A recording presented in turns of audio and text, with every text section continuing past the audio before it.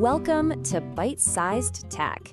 Today, we're diving into something that sources are calling completely unprecedented in the US-China tech war. A deal has just been struck that totally redefines the rules of the game, and it all kicks off with a really provocative question. So get this. The central question is, should American tech companies have to literally pay the US government just to trade with an adversary? I mean, is the price of doing business in China now a direct payment to Washington? It honestly sounds like something straight out of a movie, but reports are saying, nope, this is real. This is happening now. All right, so how on earth did we get to this point? Well, to understand it, we've got to look at this wild deal between the US government and two of the biggest players in tech, NVIDIA and AMD. And look, this isn't just some small policy tweak. We're talking about a whole new way of looking at global tech competition. Yeah, sources are saying this is a straight-up pay-to-play situation. You know, all those vague national security worries that stopped certain AI chip sales to China before, they've been swapped out for a clear price tag. It's a massive shift from, no, you can't sell that, to, okay, you can, but it's gonna cost you. And here's the magic number that's at the heart of this whole thing. 15%. That's the reported cut of the money from specific chip sales to China that companies like NVIDIA will apparently hand right over to the US government. Think of it as the cover charge to get into the club. It's the cost of doing business in this new kind of wild transactional world. So here's the trade-off, plain and simple. It's a classic quid pro quo. You've got companies like NVIDIA and AMD giving up 15% of their revenue from selling certain chips to China, like the H20 AI chip. And what do they get for it? They get those super valuable expert licenses they've been waiting for. It ends months and months of them being in limbo. Someone with inside knowledge pretty much hit the nail on the head, calling it a quid pro quo tariff. I mean, that framing changes everything, right? It's not about national security anymore. It's about a financial deal. And analysts are pointing out that, hey, if the government's okay with these chips being sold as long as they get a cut, how can they also argue that the chips are a major security threat? It kind of undermines the whole argument. Okay, so a deal this weird obviously raises some huge questions, both legally and politically. I mean, the big one is, wait a second, can the government even do this? Can they just put a tax on stuff being sold to other countries? And what does this mean for the future? What kind of precedent are we setting here? And this gets to the heart of the legal problem that analysts are flagging. The US Constitution is super clear on this. You can't tax exports, period. So, how is this legal? That's the million-dollar question, right? It pushes this whole deal into completely new territory. You could even call it a pesky little detail for the government to figure out. And if there was any doubt that this was just a straight-up business deal, well, the president himself cleared that up. He came right out and described how he negotiated directly with NVIDIA's CEO. He basically said, I asked for 20, he offered 15, we made a deal. So yeah, that 15% number, it wasn't from some deep policy paper, it was haggled over. So even though people are questioning if this is even constitutional, don't expect the companies to sue.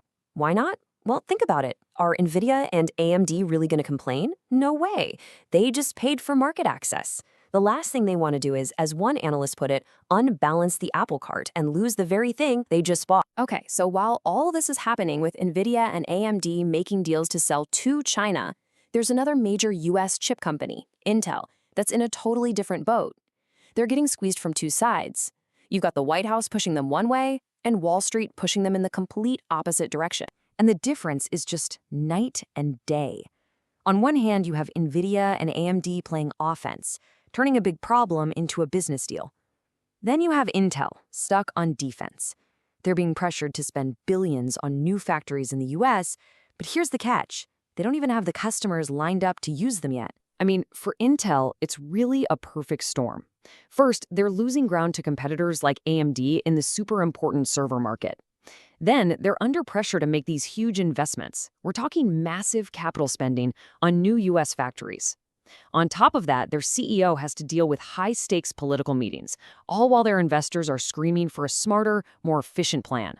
It's a lot. And this quote from a financial analyst just says it all. She basically said, this is a company we would avoid.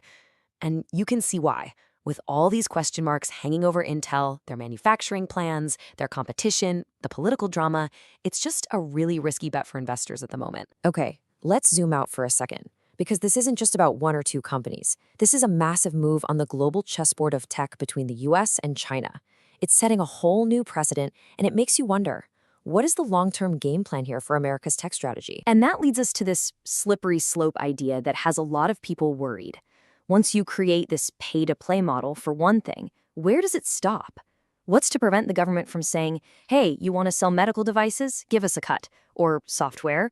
Or anything else? The line between national security and just making money for the government gets really, really blurry. And we have to remember, this is not a one-way street. Sure, the US has the upper hand with the most advanced chip designs and the machines that make them, but China has some serious power of its own. They control access to critical minerals and materials. As one strategist said, if China decides to cut off those supplies, it could completely paralyze America's plans to build more factories at home. So this whole thing really boils down to a massive question about the future, about tech, about trade, about national security. If some sensitive technology is now for sale, does that mean any technology could be on the table if the price is right? Where do we actually draw the line? Now, the official justification for this deal coming from the president himself is that this H20 chip, the one with the 15% fee, is basically old news. He called it obsolete, something China already has. But that explanation immediately makes you ask the next obvious question. And this is what everyone is wondering now. If selling an obsolete chip costs you 15%, then what's the price for the brand new cutting-edge stuff? Is everything for sale? Is it just a matter of negotiating a higher price for the really powerful technology? Unbelievably, the president has already hinted at exactly that. He actually mentioned NVIDIA's next-gen, super powerful chip, Blackwell, and suggested it could also be part of a deal. He talked about maybe selling a version that was, and these are his words, somewhat enhanced in a negative way.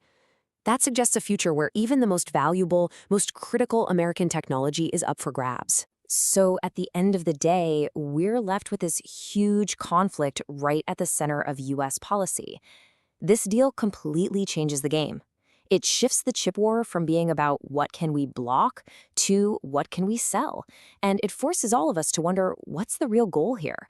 Is it national security or is it generating revenue? And what's the final price tag going to be in this high-stakes tech rivalry? If you enjoyed the episode, please like, comment, share, and subscribe.